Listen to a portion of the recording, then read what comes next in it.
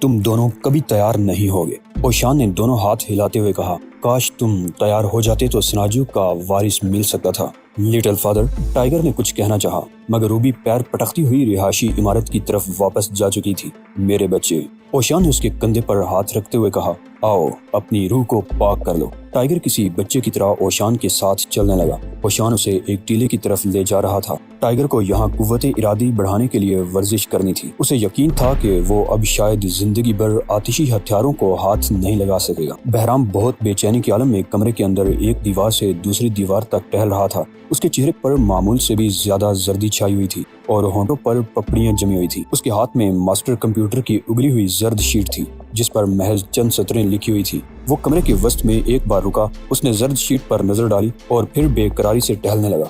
وہ بہت پریشان تھا۔ بات پریشانی ہی کی تھی۔ جزیرہ فردوس ایک بار پھر کسی نئے اور خطرناک مسئلے سے دوچار تھا اور اس میں مبہم سے نشاندہی اس پیغام میں کی گئی تھی جو کمپیوٹر نے محض 10 منٹ قبل اگلا تھا۔ پیغام بھیجنے والی روبی تھی۔ بہرام نے سبز رنگ کے فون کی طرف دیکھا جو اس کے میز کے نیچے پڑا ہوا تھا۔ وہ تیزی سے فون کی طرف بڑھ گیا۔ اسے جزیرہ فردوس کا براہ راست ڈائلنگ کوڈ زبانی یاد تھا۔ اس کی انگلیاں تیزی سے ڈائل گھمانے لگی۔ شریف خان کو یقین تھا کہ زندگی میں کچھ بھی مفت میں نہیں ملتا، ہر چیز کی قیمت ہوتی ہے۔ بعض چیزوں کی قیمت ان کی اصل قدر سے بھی دگنی ادا کرنی ہوتی ہے اور بعض چیزیں ایسی ہوتی ہیں جن کی دگنی قیمت تو ادا کر دی جاتی ہے لیکن وہ ہاتھ نہیں لگتی۔ یہ شریف خان کا بنیادی فلسفہ تھا، لیکن اگر وہ اپنے اس فلسفے پر ہی یقین رکھتا اور اپنی بدنصیبیوں پر رونا گانا شروع نہ کرتا تو شاید اسے #38 کے اسپیشل پولیس کو بہت قریب سے نہیں دیکھنا پڑتا جو ایک پولیس والے کے ہاتھ میں تھا، اور پولیس والا بھی اس سے کسی غیر قانونی کام کی فرمائش نہ کرتا۔ ارے نہیں، یہ تو گیم ہے، شریف کہتا، پھر اسے نال سے نارنجی چمک نکلتی ہوئی دکھائی دیتی اور اس کے پاس یہ یقین کرنے کی بھی مہلت نہ ہوتی کہ اسے گولی ماری گئی ہے۔ شریف خان کے پاس قطعی مہلت نہ تھی، اس کے لیے ہر چیز ہر بات میں تاخیر ہو چکی تھی، اور اس کا آغاز سردیوں کی ایک صبح ہوا تھا اور اس صبح شریف کو ایسا لگا تھا جیسے وہ مفت میں کچھ حاصل کر رہا ہے۔ یہ بات ان لفافوں سے معلوم ہوئی تھی جو صبح کی ڈاک میں آئے تھے۔ وہ عام طور سے گیس بجلی کے بل سب سے آخر میں دیکھتا تھا، لیکن اس صبح اس نے اس کے برعکس کیا۔ پیٹرول بل کا کریڈٹ کارڈ $100 فردوسی کو چھو رہا تھا۔ بات یہ تھی کہ وہ اپنی بیوی مریم کو 2 مرتبہ اس کے میکے لے گیا تھا اور مریم کا میکا اس کے گھر سے 50 میل دور تھا۔ شریف کی ساس جزائر سر بلند میں اور وہ خود چمن زار میں رہتا تھا۔ وہ کچھ دیر تک بل کو گھورتا رہا اور پھر سوچنے لگا کہ شاید بل دیکھ کر ہی مریم اپنے میکے آنا جانا چھوڑ دے۔ ڈاک میں کچھ دوسرے بل بھی آئے تھے مگر گھر میں ہیٹنگ کا بل بھی بہت زیادہ تھا۔ سردیوں میں بجلی کا خرچ بڑھنا ایک فطری بات تھی۔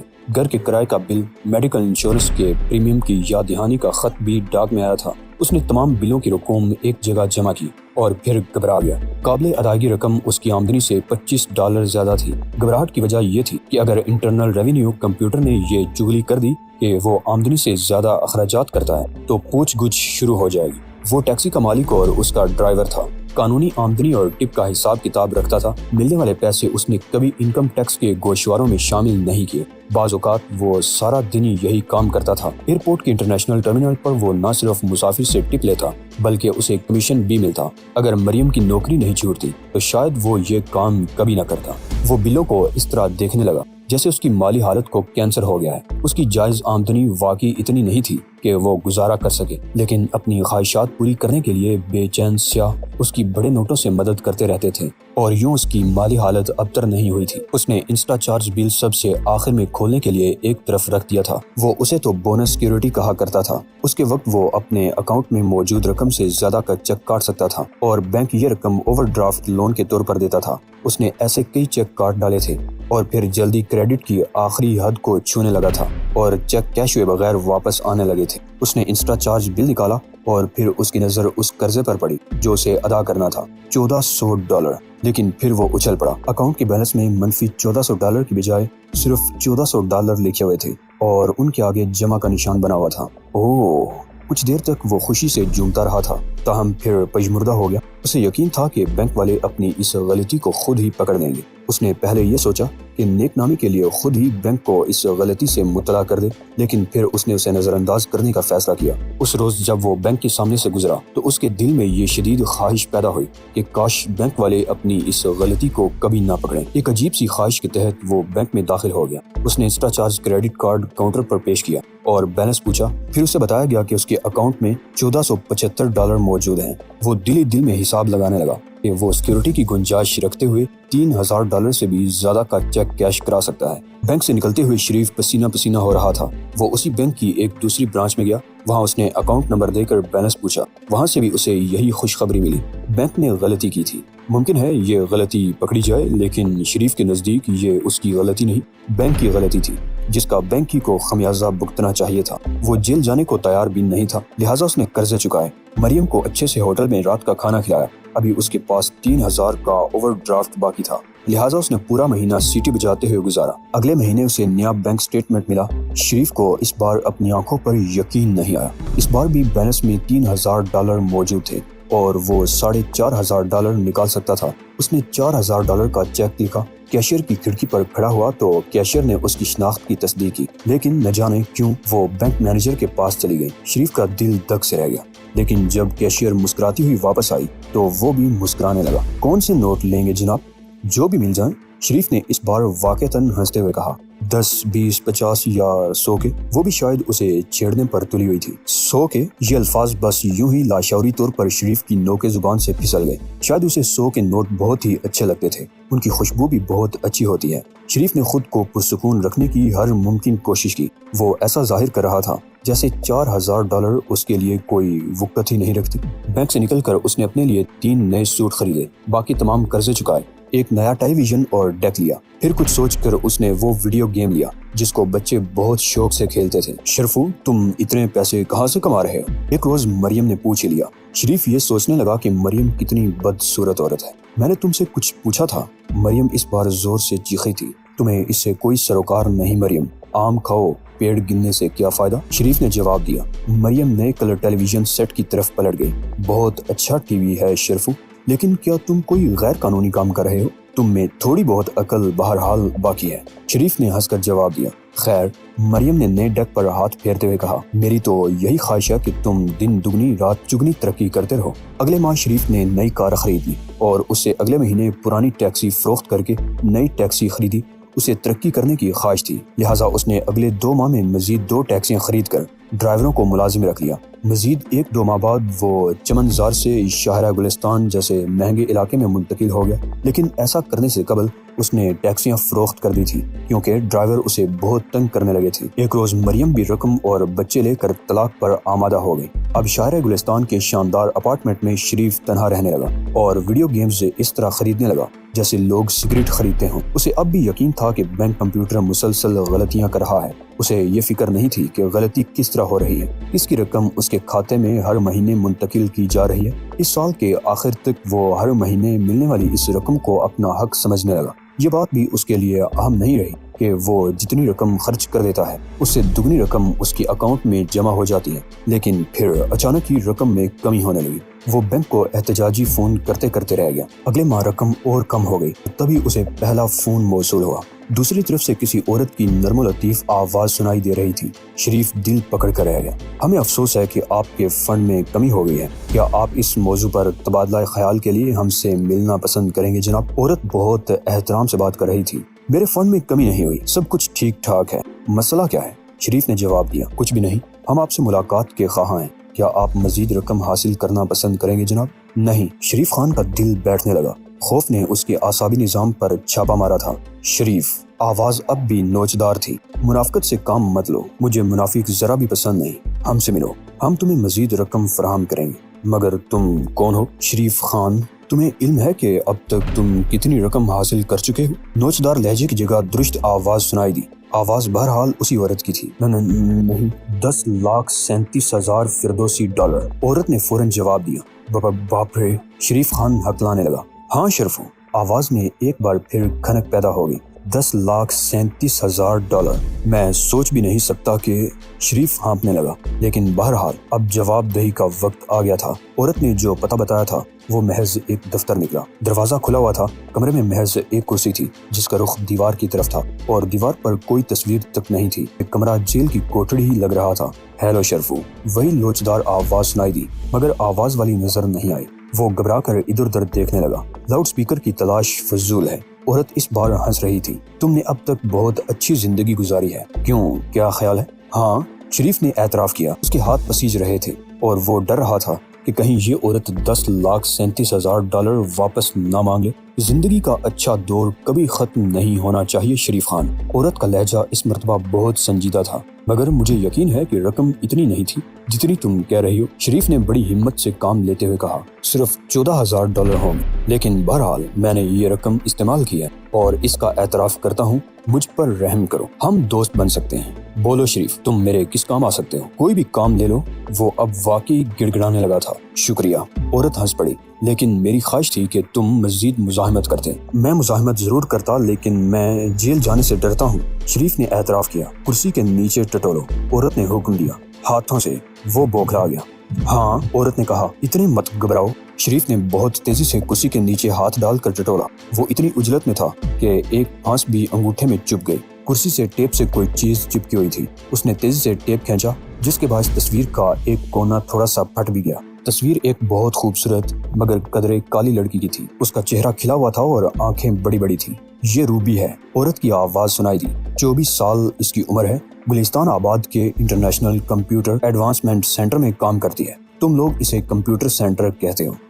میں نے آج تک کسی کو قتل نہیں کیا۔ شریف خان یہ سوچ کر ہی کانپنے لگا کہ اسے اس عورت کو ہلاک کرنے کا کام سونپا جائے گا۔ پلیز شرفو، غلط اندازے مت لگایا کرو۔ عورت کے لہجے میں اکتاہٹ نمایاں تھی۔ تب پھر میں کچھ بھی کر سکتا ہوں۔ شریف خان نے سکون کی ایک طویل سانس لی۔ گڈ، لڑکی خوبصورت ہے نا؟ ہاں۔ شریف بھی لڑکی کے حسن سے متاثر تھا۔ اسے اس کے چہرے میں عجیب سی کشش محسوس ہو رہی تھی۔ اب غور سے سنو، تم کمپیوٹر سینٹر جاؤ گے اور اس لڑکی کو چھیڑو گے؟ چھیڑوں گا؟ شریف خان اچھل پڑا۔ ہاں، اسے نوچو گے؟ کمال ہے، یہ کیسا کھیل ہے؟ شریف خان نے گال کھجایا۔ تمہیں اس کام کے لیے مجبور نہیں کیا جائے گا۔ میں تم سے تعاون کرنے پر تیار ہوں، لہٰذا مجبور ہونے کا سوال ہی پیدا نہیں ہوتا۔ میں بھی یہی سوچ رہی تھی۔ $10,37,000 کم نہیں ہوتے۔ مجھے اس کام کا معاوضہ کتنا ملے گا؟ اب تک جو حاصل کر چکے ہو وہ مکمل اور پیشگی ادائیگی سمجھ لو۔ عورت نے جواب دیا، میرے پاس وقت نہیں۔ بولو، کیا ارادہ ہے؟ کام کرو گے یا پولیس کو طلب کروں؟ صرف چھیڑنا ہے؟ ہاں، نوچ گسوٹ کرنی ہے۔ کوئی خاص ہدایت؟ نہیں، عورت نے جواب دیا۔ شریف نے فوٹو جیب میں رکھا اور کمرے سے نکل گیا۔ اسے یہ کام اچھا نہیں لگا تھا۔ اسے یہ اعتماد بھی نہیں تھا کہ وہ کمپیوٹر سینٹر جا سکتا ہے اور وہاں لڑکی کو نوچ سکتا ہے۔ اس نے سوچا کہ لڑکی کو ڈنر کی دعوت دے اور دھیمی دھیمی روشنی میں دونوں کھانا کھائیں اور پھر وہ کسی بہانے دست درازی شروع کر دے۔ مسئلہ یہ تھا کہ وہ کمپیوٹر سینٹر کس بہانے سے جائے۔ پھر اس نے عقل کا استعمال کیا اور ایک گاہک کی حیثیت سے اس لڑکی کے کمرے تک پہنچ گیا۔ وہ لڑکی واقعی بہت خوبصورت تھی۔ اگر رنگت ذرا بھی صاف ہوتی تو شاید اس میں اتنی دلکشی بھی نہ ملتی۔ وہ تعاون پر آمادہ تھی۔ کو نیو میگا فریم، منی بائنیٹی ورک الائنر یا خلائی کمپیوٹر بھی لینا ہو تو میری خدمات حاضر ہیں۔ لڑکی کا لہجہ بہت متین تھا اور اس کی زبان شستہ تھی۔ جی، کیا فرمایا؟ وہ شریف خان کی درخواست پر تقریباً اچھل سی پڑی۔ میں اجنبیوں کے ساتھ گھومنے پھرنے نہیں جا سکتی مسٹر خان۔ میری درخواست ہے کہ آپ مجھے رات کے کھانے پر شرف میزبانی بخشیں۔ شریف خان بچھا جا رہا تھا۔ نہیں، لڑکی کا جواب دو ٹوک تھا۔ تب پھر مجھے دست درازی کی اجازت دیجیے۔ میں سمجھی نہیں۔ اس کی خوبصورت اور بڑی بڑی آنکھیں شدید ترین حیرت کے باعث نارمل سائز سے دگنی ہوگی۔ میں محض دست درازی کے عوض $1,000 دوں گا۔ شریف گگیانے لگا۔ دفع ہو جاؤ۔ وہ اچانک کی کسی شیرنی کی طرح غرانے لگی۔ فوراً چلے جاؤ یہاں سے۔ $5,000 میں پولیس کو بلا لوں گی۔ لڑکی نے خوفناک لہجے میں دھمکی دی تو شریف خان نے آنکھیں بند کر لی۔ اس کے دونوں ہاتھ تیزی سے آگے بڑھنے لگے۔ لڑکی بہت زور سے چلائی اور پھر شریف خان نے دوڑ لگا دی۔ پل بھر میں ہر طرف شور مچنے لگا۔ شریف کا کوٹ کسی نوکیلی چیز سے الجھ کر پھٹا اور پھر پھٹتا ہی چلا گیا، کیونکہ اس نے رکنے اور کوٹ کو نکالنے کی کوشش نہیں کی تھی۔ اس کی ٹانگوں میں اچانک ہی ٹھیسیں اٹھنے لگی، کیونکہ یہ ٹانگیں اب تیزی سے چلنے یا بھاگ دوڑ میں ساتھ دینے کے قابل نہیں رہی تھی۔ اسے ایسا لگ رہا تھا جیسے وہ خواب دیکھ رہا ہو۔ وہ عمارت سے نکلا اور ابھی مصروف ترین شاہراہ پر پہنچا ہی تھا کہ کسی نے اس کی گردن دبوچ لی۔ اسے دبوچنے والا ایک سراغ رساں تھا جو اسے کسی بچے کی طرح کھینچتا ہوا سینٹر میں واپس لایا۔ وہاں لڑکی بھی موجود تھی اور اس کے چہرے پر برہمی کے تمام تاثرات بھی موجود تھے۔ کیا یہی وہ شخص ہے؟ سراغ رساں نے لڑکی سے پوچھا، ساتھ ہی شریف خان کے بال پکڑ کر اس کا چہرہ لڑکی کے سامنے کر دیا۔ شریف خان نے چھت کی طرف دیکھنے کی کوشش کی، فرش کی طرف دیکھنا چاہا۔ وہ صرف یہ چاہتا تھا کہ لڑکی سے آنکھیں نہ ملنے پائیں۔ کیا اسی شخص نے دست درازی کی کوشش کی تھی؟ پولیس والے نے دوسری مرتبہ پوچھا۔ شریف خان کا دل چاہ رہا تھا کہ زمین پھٹ جائے تاکہ وہ اس میں سما سکے یا آسمان اسے اچک لے۔ وہ اتنی بے عزتی پر یقیناً موت کو ترجیح دیتا۔ اسے اس عورت پر غصہ آنے لگا۔ اس نے چھیڑ چھاڑ کی ہدایت کی تھی اور وہ سوچ رہا تھا کہ اگر اسے کہیں ڈاکہ ڈالنے کا حکم ملتا تو یہ زیادہ آسان ثابت ہوتا۔ وہ جانتا تھا کہ لوگ اسے بڑی حقارت سے دیکھ رہے ہیں۔ اس نے ٹی وی کیمرے بھی دیکھے، ان کیمروں کی آنکھیں شریف ہی پر مرتکز تھیں اور اسے ایسا لگ رہا تھا جیسے یہ آنکھیں بھی اس پر ہنس رہی ہوں۔ اسے یہاں سے لے جاؤ، لڑکی نے پیر پٹکتے ہوئے کہا۔ پولیس والے نے لڑکی سے جرا شروع کر دی اور ایسے سوالات کیے جن کے باعث وہ شرم سے پانی پانی ہو گئے، حتیٰ کہ اسے یہ کہنا پڑ گیا کہ وہ اس شخص کے خلاف کسی قسم کی شکایت درج کرانا نہیں چاہتی۔ دراصل لڑکی صرف یہی چاہتی تھی کہ عدالت میں اسے اس قسم کے سوالات نہ کیے جائیں۔ چلو، پولیس والے نے شریف خان کو دھکا دیتے ہوئے کہا، اگر یہ لڑکی شکایت درج کرا دیتی تو تم مارے جاتے۔ پولیس والا شریف خان کے ساتھ سڑک تک آیا اور پھر اس نے رک کر پوچھا، تم نے کیا کیا تھا؟ شریف خان نے اسے بتا دیا۔ ویسے تم مجھے بہت شریف اور مسکین آدمی لگتے ہو، پولیس آفیسر نے کہا۔ شکریہ، کیا بتاؤں؟ شریف سر جھکا کر زمین کو گورنے لگا۔ کیا تمہیں ایسا کرنے کے لیے کسی نے کہا تھا دوست؟ ارے نہیں، شریف خان نے فوراً جواب دیا۔ بھلا ایسے چھچورے کام کے لیے کون کہہ سکتا ہے؟ پولیس والے نے کندھے اچکا کر جیب سے اپنا کارڈ نکالا اور شریف کے ہاتھ پر رکھ دیا۔ تمہیں اگر کبھی بھی کوئی بھی مسئلہ درپیش ہو تو مجھے صرف فون کر دینا۔ کارڈ پر پولیس آفیسر کا نام لیفٹیننٹ جان شیر درج تھا۔ شکریہ لیفٹیننٹ۔ شریف خان کو ایسا لگا جیسے اس موقع پرست دنیا میں اسے ایک سچا دوست مل گیا ہے۔ دونوں نے گرم جوشی سے ہاتھ ملائے اور شریف خان نے گھر واپس آ کر بڑی احتیاط سے کارڈ ہاتھی دانت کے ایک چھوٹے سے خوبصورت باکس میں رکھ دیا۔ جلدی اسے بینک کی بیلنس شیٹ موصول ہو گئی۔ اس بار اسے ایک نئے پتے پر آنے کی ہدایت بھی کی گئی۔ یہ بھی ایک خالی کمرہ تھا۔ اس بار بھی اسے اسی لڑکی سے دست درازی کی ہدایت ملی۔ فرق صرف یہ تھا کہ اس مرتبہ کپڑے نوچنے کے لیے کہا گیا تھا۔ تاریک کمرے میں ہوانہ سگار پیتے ہوئے شریف خان نئی حکمت عملی بناتا رہا۔ وہ کمپیوٹر سینٹر میں جا کر ایسا کر سکتا تھا یا کسی وقت لڑکی کا تعاقب کر کے سریعام ایسی حرکت کی جا سکتی تھی۔ اسے صرف یہ خدشہ تھا کہ اس بار بھی نہ پکڑا جائے۔ پھر اچانک ہی اس کے ذہن میں ایک نئے سوال نے جنم لیا، اگلی بار اسے کیا حکم ملے گا؟ شریف نے پنسل نکال کر حساب کتاب کیا اور یہ دیکھ کر وہ حیرت زدہ رہ گیا کہ اس کے یومیہ اخراجات $2000 سے بھی زیادہ ہیں۔ اس کا منہ خشک ہو کر رہ گیا۔ بس بہت ہو گیا، اب مجھے اخراجات کم کرنے ہوں گے، میں باقی رقم لے کر کہیں دور چلا جاؤں گا۔ اس نے بینک سٹیٹمنٹ پڑھا اور پھر $7 لاکھ کا چیک کاٹ ڈالا۔ بینک میں جب اس نے کاؤنٹر پر چیک رکھا تو کیشیئر نے اسے بغور دیکھا۔ پھر اس نے مین آفس سے رابطہ قائم کیا جہاں سے ایک زوردار قہقہا سنائی دیا، جناب آپ کے اکاؤنٹ میں اوور ڈرافٹ کے باعث $1500 موجود ہیں، وگرنہ آپ کا بیلنس 0 ہے۔ کیشیئر نے مسکرا کر اسے مطلع کیا اور اس مسکراہٹ میں طنز و حقارت کے تمام تیر موجود تھے۔ اگلی صبح شریف خان کمپیوٹر سینٹر کے باہر موجود تھا۔ جو ہی وہی لڑکی باہر نکلی، کپڑا پھٹنے کی زوردار آواز پیدا ہوئی اور پھر شریف خان باغ نکلا۔